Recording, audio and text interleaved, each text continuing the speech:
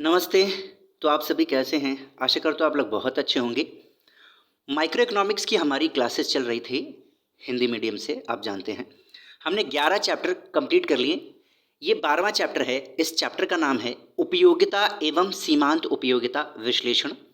गुणवाचक एवं क्रमवाचक जो दृष्टिकोण है हम दोनों देखेंगे। आपने थंबनेल में देखा होगा। अब हम शुरू करते हैं। सबसे पहले समझते हैं उपयोगिता है क्या। उपभोग के बारे में हमने चर्चा की थी। अब हम उपयोगिता के बारे में चर्चा करते हैं। साधारण बोलचाल की भाषा में उपयोगिता का अर्थ किसी वस्तु के उपभोग या प्रयोग से मिलने वाले संतोष यानी सेटिस्फैक्शन से लगाया जाता है। हम नॉर्मली बोलते हैं, अगर आप पेन 5 रुपए का खरीद के लाते हैं, 5 रुपए का कोई पेन खरीद के लाते हैं, उसको यूज़ कर लेते हैं, तो उससे आपको सेटिस्फैक्शन मिला, संतोष मिला, आपके यूज़ में आया वो, तो उस वस्तु में उपयोगिता थी, उसको आपने कंज्यूम कर लिया और आपको संतोष मिल गया। ये नॉर्मली बोला जाता है, लेकिन अर्थशास्त्र में इससे व्यापक अर्थ लगाया जाता है। हम बहुत सारे पॉइंट्स देखेंगे। ये पूरी स्लाइड उपयोगिता पर ही बेस्ड है, तो ध्यान से देखिएगा, आपको बिल्कुल समझ में आ जाएगा। जैसे उदाहरण के तौर पर सूर्य की रोशनी, हवा, पानी आदि का उपभोग करने से जो सुख व आनंद की अनुभूति होती है, उसे भी हम उन वस्तुओं से मिलने वाली उपयोगिता कहते हैं।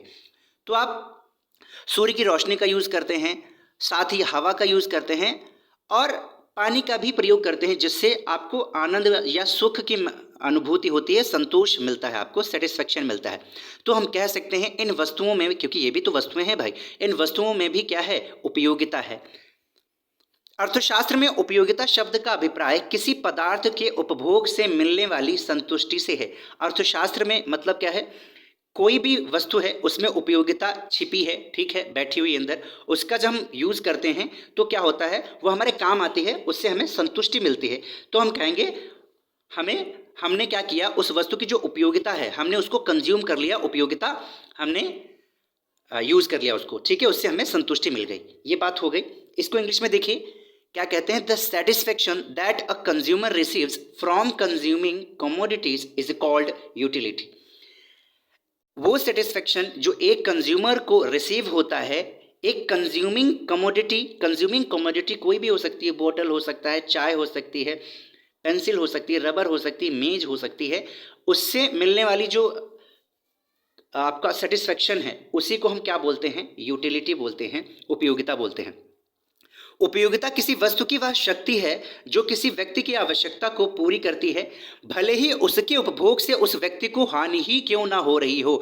उपयोगिता जब हम पढ़ते हैं, हम ये नहीं देखते हैं कि उपयोगिता से उस व्यक्ति को हानि हो रही है या लाभ हो रहा है।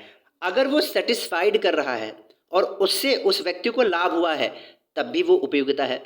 अगर सेटिस्फाई कर रहा है और उससे क्या हुआ है, उस व्यक्ति को हानि हुई है, तब भी उसको हम उपयोगिता बोलेंगे। जैसे एक शराब पीने वाला व्यक्ति है, शराब गलत चीज़ होती है, शराब पीने वाला व्यक्ति शराब को पीता है, उससे उसको उपयोगिता मिल रही है, भले ही उसके शरीर को नुकसानदेह है, शरीर को नुकसान ही होगा, लेकिन उससे उसको सेटिस्फेक्शन मिल रहा है, संतुष्टि मिल रही है, इसलिए उसमें उपयोगिता है उसके लिए। ठीक उसी प्रकार से आप खाना खाते हैं, तो खाना खाने से क्या होता है, हमारा शरीर बढ़ता है, अच्छा होता है, ठीक है, तो उसमें भी उपयोगिता है।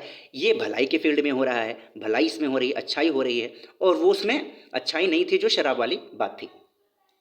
सामाजिक मान्यताओं के आधार पर नशीले पदार्थों के उपभोग को अनुचित कहा जाता है। आप जानते हैं सामाजिक मान्यताएं हैं, लेकिन दरअसल समाज बनता किससे है, व्यक्तियों से, और हर व्यक्ति किसी ना किसी चीज़ का नशा ज़रूर है, हर व्यक्ति को है भाई, मुझे भी है, आपको भी है, किसी को नींद का नशा है, किसी को लिखने का नशा, किसी को पढ़ने का नशा, सबका नशा है। लेकिन समाज ज़्यादातर उस पॉइंट को फोकस करता है जो झलकता है, जो दिखता है, जैसे कि शराबी को, ठीक है, या किसी को प्रताड़ित किया जा रहा है, जो व्यक्ति प्रताड़ित कर रहा है, वो सामाजिक बुराई मानी जाती है। खैर वो चीज़ अलग हो गई। हम शराब, हम क्योंकि हम उपयोगिता की बात कर रहे हैं, तो कंजम्पशन की हम यहाँ बात कर रहे हैं, ठीक है, तो हम शराब को लेते हैं। शराब अगर व्यक्ति पीता है वो गलत चीज़ है समाज के नज़रों में, लेकिन परंतु आर्थिक दृष्टि से वे उपयोगी होती हैं। भले ही सामाजिक मान्यताओं के आधार पर नशीली पदार्थों का उपभोग अनुचित माना जाता है, लेकिन आर्थिक दृष्टि से वो उपयोगी होती हैं उस व्यक्ति के लिए जो उसको कंज्यूम करता है, क्योंकि इन वस्तुओं के उपभोग से उपभोक्ता की आवश्यकताओं की संतुष्टि होती है, जैसा कि मैंने आपको बताया, और उपयोगिता मिलती है, ठीक है, सेटिस्फैक्शन मिलता है। अब हम परिभाषा देखते हैं, उसके बाद विशेषताएं देखेंगे। डेफिनेशंस ऑफ यूटिलिटी, ठीक है। प्रोफेसर बॉक एक हुआ अर्थशास्त्री, उसने कहा अर्थशास्त्री के लिए उपयोगिता आवश्यकताओं को संतुष्ट करने की क्षमता है। ये कह रहा है उपयोगिता का मतलब आवश्यकताओं को संतुष्ट करने की क्षमता है एक अर्थशास्त्री के लिए। ये वही बात बोल रहा है जो अभी हमने पिछले स्लाइड में समझा, और कुछ नया नहीं है, ठीक है। एडवर्ड नेविन है, उसने कहा अर्थशास्त्र में उपयोगिता का अर्थ उस संतुष्टि या आनंद या लाभ से है जो किसी व्यक्ति को धन या संपत्ति के उपभोग से प्राप्त होता है।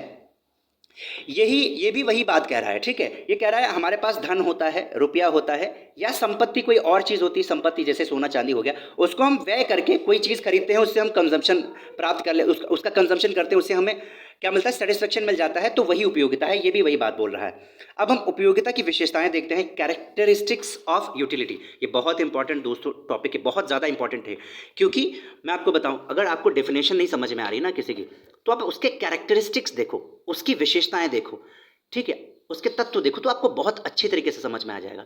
जैसे अगर अभी भी किसी को उपयोगिता नहीं समझ में आई ना, उसको विशेषताएं देखनी चाहिए। सबसे पहली विशेषता है उपयोगिता एक सापेक्षिक यानी रिलेटिव शब्द है। इसका मतलब यह स्थान, समय व शक्ति के साथ साथ अपना स्वरूप यानी रूप बदलता रहता है। शराबी के लिए शराब उपयोगी है, पर शराब ना पीने वाले व्यक्ति के लिए उपयोगी नहीं है, यही कह रहा है। बर्फ गर्मियों के लिए उपयोगी है, लेकिन जाड़ों के लिए नहीं। ये समय का काम है, समय का कमाल है। इसके अतिरिक्त उपयोगिता आवश्यकता की तीव्रता पर भी निर्भर करता है। आप तीव्रता मतलब क्या हुआ, एक बार मैंने आपको एग्जाम्पल बताया था। मान लीजिए आपके बेटे के लिए आपको एक पुस्तक खरीदनी है, ठीक है, एक पुस्तक खरीदनी है, और साथ ही साथ वो तुरंत बीमार भी हो जाता है, तो आप क्या करेंगे, पहले पुस्तक खरीदेंगे, पहले बीमारी ठीक करेंगे, सबसे पहले ये करेंगे। यानी इसका मतलब हुआ कि जिस उपयोगिता की तीव्रता जितनी ज़्यादा होगी, आप उसकी पूर्ति सबसे पहले करेंगे, उसकी संतुष्टि, उससे जो मिलने वाली संतुष्टि है वो सबसे पहले लेंगे, यही कारण है, ठीक है। एक और एग्जाम्पल लेते हैं, जैसे भूखे व्यक्ति के लिए जितनी उपयोगिता रोटी की है, उतनी उपयोगिता एक जो भरपेट व्यक्ति है उसके लिए नहीं होगी। दूसरा उदाहरण है, दूसरा जो कैरेक्टरिस्टिक्स है वो है उपयोगिता का कोई भौतिक स्वरूप नहीं होता है, नो फिजिकल शेप, ठीक है। तो उपयोगिता जो होती है वो हमें दिखाई नहीं देते, वो मनोदशा होती है, उपभोक्ता की मनोदशा होती है, वही महसूस करता सकता है, ठीक है।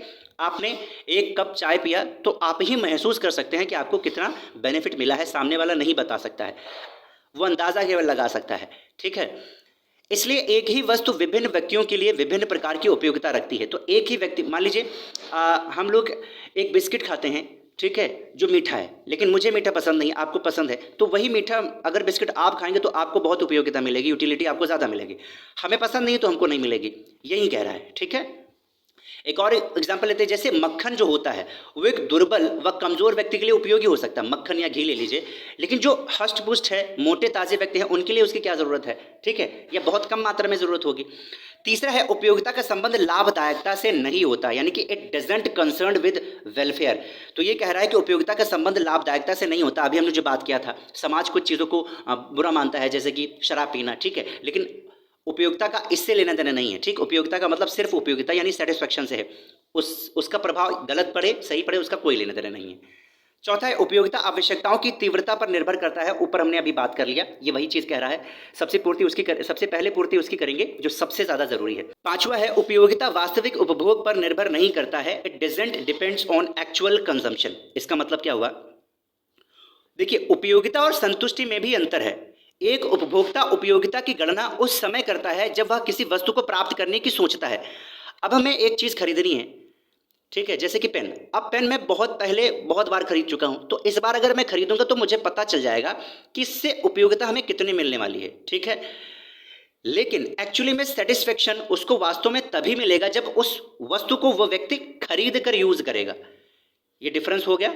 अगला देखिए छठा, उपयोगिता क्रय की प्रवृत्ति बढ़ाती है, यानी it induce consumers two by commodities.